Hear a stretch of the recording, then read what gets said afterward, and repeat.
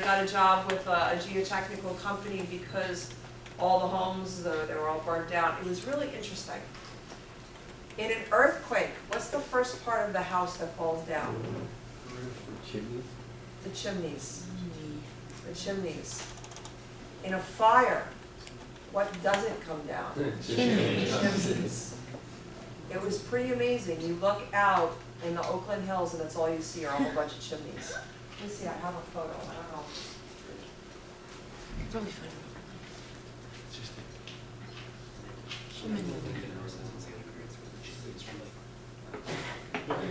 Oh man. Our chimney had a crack in it. Probably. Wait, They must could see it separated. yeah, our chimney had a crack in it. Started a fire.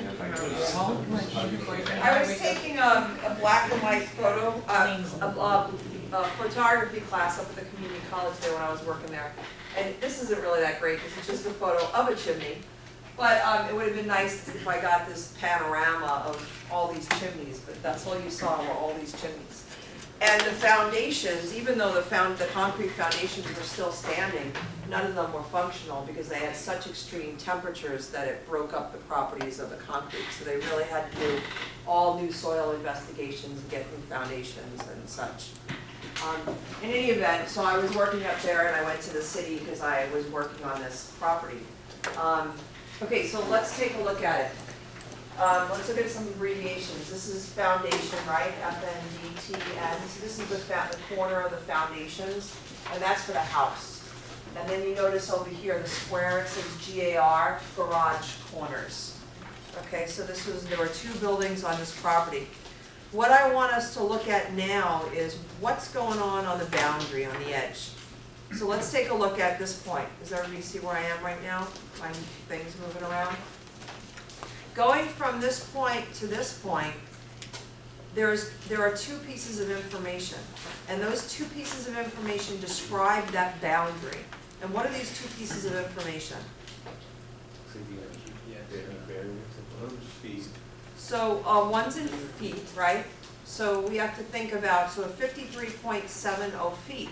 So the question is that a vertical distance, is that a horizontal distance, or is that a slope distance? It's a horizontal. And the reason why is, even if the property is sloped like this, someone over time could decide that they want property to be flat, and they put up a retaining wall and they cut the soil away and now it's flat. So what stays the same whether the soil is flat or up or down, what the distance that does not change is the horizontal distance. Does that make sense? So on a boundary survey, it's always the horizontal distance that's written there.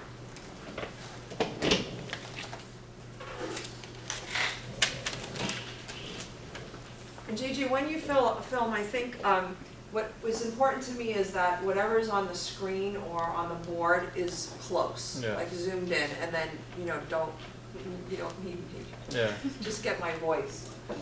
Okay, then the other piece of information here, so basically this is a horizontal distance, horizontal distance, horizontal distance, right? Then the other piece of information here says north 12 degrees 40 minutes 0 seconds east. So what is that? Is it a distance or is it some kind of angle? It's an angle. It's an angle. It's degrees, minutes, seconds. So it's an angle, it says northeast. So we can see if we're looking at this, and north is always drawn up, right? Oh, from our field books. North is either up or to the left, okay? So in this case, north, does it make sense that that line from there to there is a little bit off of north, right? So that is called a bearing. Bless you. And we'll talk more in detail about bearings in a little bit, but bearings are always referenced from either the north or the south, and then they tell you the angles it goes to the east or the west. So in this case, it's referenced to the north, and it's 12 degrees, 40 minutes to the east. And is it a horizontal or a vertical angle? Horizontal, it's a northeast. Now, let's take a look at what's going on here. As I go from this point to this point, seems reasonable. But now, when I go from this point to this point, Does this northwest seem reasonable to you? No, going from here to here, what direction am I going? I'm going southeast. So really what it should be is south 80 degrees, 30 minutes, 30 seconds east. Does everybody agree? Because it's south, point south, and then it's 83 degrees to the west. It's almost to the east. It's almost to the east. So But in most cities and counties, they always want bearings written north and then either east or west. They want the reference to be north. So the way that this is correct is not going from left to right, but rather, is that the right bearing going from right to left? yeah. Yeah, because that point right up there, that line right there is going northwest. Okay? In our class though, we're gonna put them in the direction that they go. And we're always working clockwise. So if I call this point A, then going from A to B is northeast. Going from B to C is southeast. Going from C to D is southwest. And there's actually a little thing here. Going from here to here is southwest. Going from here to here is northwest. So we are always going to go clockwise around a traverse. That's a new word. A traverse is a closed loop. A closed loop traverse. We're always going clockwise around the traverse, and we're going to use north or south as the reference depending on the direction we're going.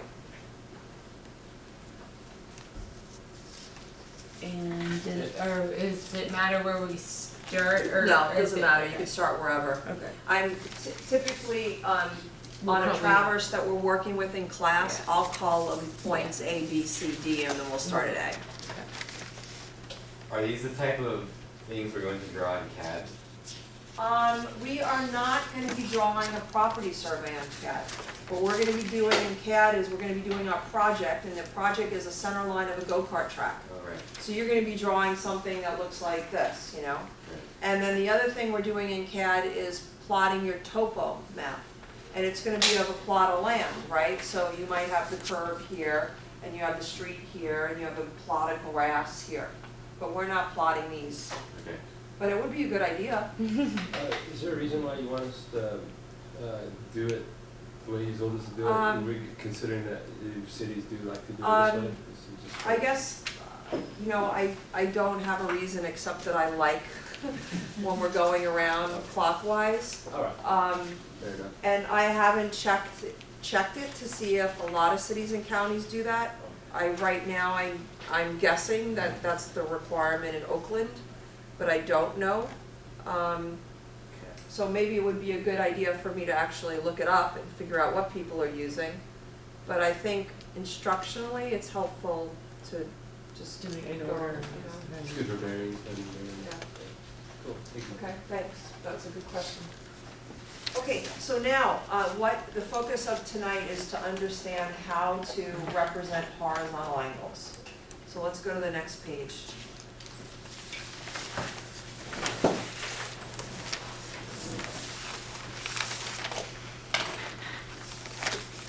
Okay, and some of these, you know, aren't unique to surveying, you know, they're gonna make sense. Like, look at that first one. So here we have a closed loop, right? What's that called? A traverse. The angles inside are called the interior angles, and the angles on the outside are called exterior. Seems reasonable, right? So we need to know those two. So horizontal angles can be called interior and exterior. Let's take a look at this. And now this middle one right here, what would be helpful is to think about using equipment. So let's say I have my equipment set up at point C. Does everybody see that? My equipment is set up at point C. Just picture, my equipment is set up at point C. And I'm looking at point B. And then I'm turning my telescope clockwise, right? To look at point D. I'm doing an angle to the right. And typically, that's what we're always doing, angle to the right, because we're always working clockwise. So, it would be the same thing if, I was looking at Nathan and I'm looking at Allison and I'm sighting Nathan first and I'm turning it this way, it's an angle to the right. And typically, angle to the right is considered a positive.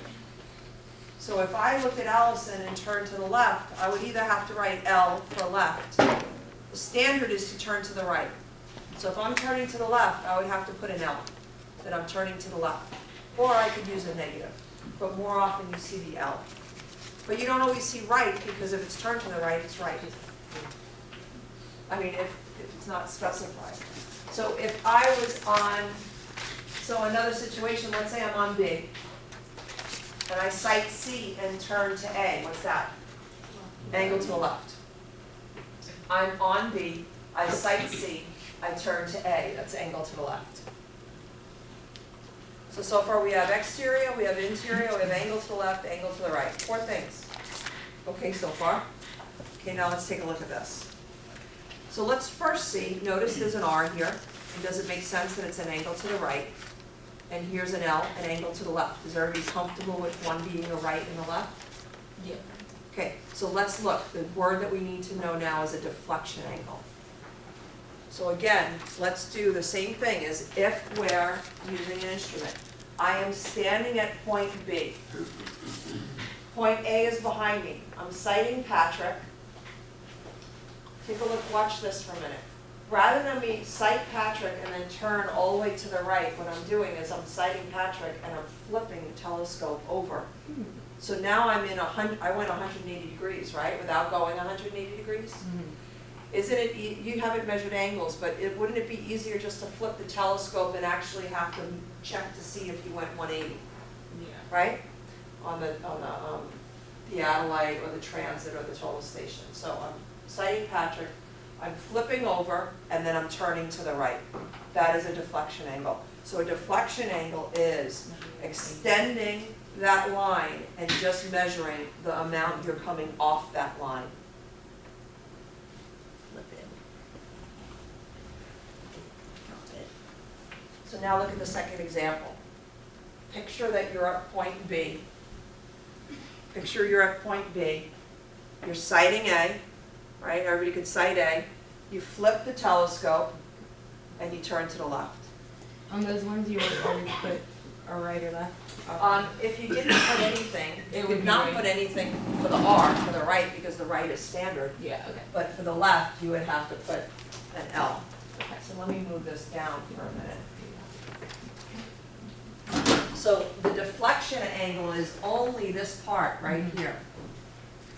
It's the amount of angle off the 180.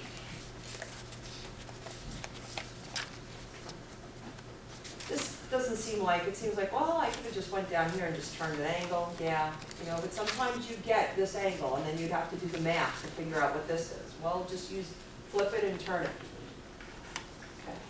And we're gonna see when you do road design, you're gonna be using deflection angle a lot, so it's important to know what it is.